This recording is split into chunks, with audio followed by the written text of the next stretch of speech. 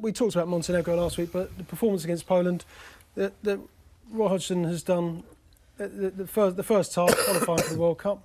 He's done it. He's achieved it. Yeah, absolutely. And you know, you have to say that there were serious concerns and doubts before they played the two games a week ago that England could actually get the 2 victories they needed. Not only did they get the victories, I think that the manner of the performance was such that it's given the whole England scene a huge lift. And I don't think anybody's getting carried away for our prospects in Rio. Not at the moment, anyway. I'm sure we'll be ramping that up nearer the time. But for now, it's job done. I think Roy Hodgson can be very, very pleased. He took a huge gamble on Andros Townsend. You know, often, you know, a manager's reign is defined by decisions like that. If that had have gone the wrong way and England had not have qualified for the World Cup directly, he would have been under even more pressure and had more of a storm to deal with this week than actually he did have, and that would have been saying something. Yeah, luck or judgment with Townsend. When he selected him for the Montenegro game, he went on to score. Great performance, and again against Poland on Tuesday. I think a bit of both, Ash, really. I mean, you know, you do need a bit of luck, and it was very, very timely to introduce Townsend that way. But I think the way the boy performed, with a lack of fear, you know, a real bravery and a willingness to go at people, was something that the England team and England fans have been crying out for a long time. So it was a masterstroke. We've not quite got to the bottom of who actually made the final decision on that, but it doesn't matter. England are at the World Cup, and that's what everybody wanted. Yeah, Jonathan, the ebb and flow of covering England, when you think back to the performance in Ukraine and the criticism that Roy got for that, and then he is lauded and heralded for the victory over Montenegro and then against Poland, taking the team to the World Cup. Is it just a case that the England manager it's just all about extremes? Well, I was thinking about that Ukraine game quite a lot, because the funny thing was England got a result that was quite helpful, but there was a real disconnect afterwards between Roy's happiness at getting the result, and I think the public mood and maybe our mood in the press of just, this is the same old England sort of scraping by, grinding out results. What a change it's been, because, you know, I felt as well as qualifying, maybe people fell in love again with England in the last couple of games. They were playing the kind of football that people want to see in this country, you know, wide players, attack and defence. It was almost like an FA Cup tie, end-to-end stuff. No great defending, but really thrilling stuff. And it's given Roy actually a bit of momentum going forward. It's taken a lot of pressure off him. I mean, Steve and I saw him this week with the Sundays, and he was saying that, you know, World Cup qualification was the first thing on his mind when he took the job 18 months ago. You know, he saw that as a more important job than the Euros, really. He knew that any England manager is defined by getting to World Cups. So the pressure's off him, and there's a mood around the team again that's quite positive.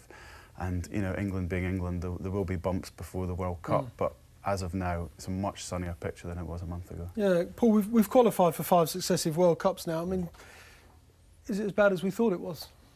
What, in terms of the team? In terms of the team, yeah, the quality of the team and the players that we've got. We always go from the total extremes, don't we, with England, you know, where everyone gets carried away with, you know, expectations which are just ludicrous, because I think, quite right, for these boys will say, I don't think anyone expects England to go to the World Cup, and actually, you know, quarterfinals I think will probably be good. I don't think they'll achieve what the massive hype going into World Cups. It seems it goes from one extreme to the other. I mean, the expectations are just ridiculous. Everyone expects England to win the World Cup. As soon as they play badly, we go the other way, fire the manager, the team's rubbish, etc, etc, etc. I think the last 2 games, as the 2 boys have said, I think have given the country a bit of a lift, because the team played, I think, for the first time without any kind of burden of fear. The crowd got behind them at Wembley, and it bodes well for the future.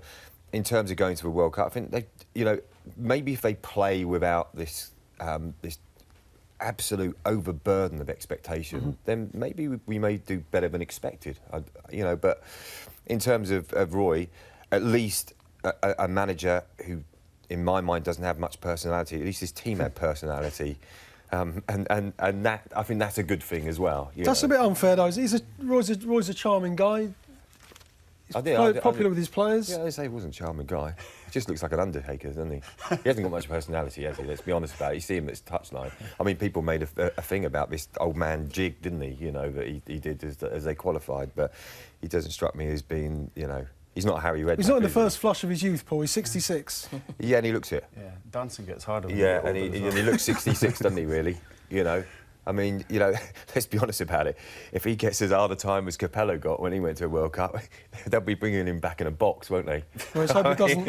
I mean- Let's hope it doesn't come to that. I mean, there was a difference with Capello in the that I was thinking of. That in 2010, Capello was very quick to let himself be led down the line that we all go for, which is, can England win it? And he was quite happy to. Ericsson give it did this in 2006 before Sven- the first game against Paraguay. Said we can win it. He was all over it, wasn't Yeah, he? and we'll do it again.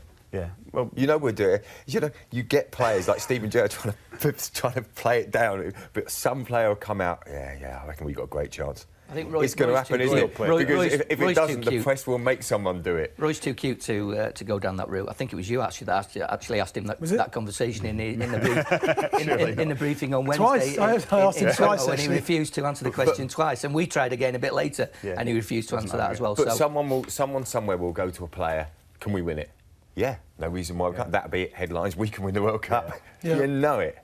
You know, but let's be realistic. and then if they say they can't win it, that's a story as well. So course. it's a difficult if we one, can't isn't win it, yeah. It's You've a catch-22. always got to go into a tournament believing you can do well. Catch-22 Perhaps winning it is beyond England, but who knows? The last chance for the golden generation, all that, Steve. Yeah, but that was the whole point with the golden generation, wasn't it? Really, I mean, Joey Barton recently gave this, this ridiculous speech. Very critical. Yeah, very, very critical of England. But one point I think he did make is that this golden generation were burdened with unrealistic expectations. They tried to rise to the expectations of it and just monumentally failed. Maybe Hodgson, with Andros Townsend and a younger generation of players. I mean, you look at Ravel Morrison, who they're talking about sending to the World Cup. Maybe he may change things around a bit because the days of the Gerrards, Lampards and all this, they didn't achieve anything, did they really? England haven't won anything since 1966. And maybe, just maybe, they might go to a World Cup in Brazil and they might play without any kind of fear, with young players like Andros Townsend, who just went out there and played, like a player with no kind of expectations on his shoulders. And that might be good for England.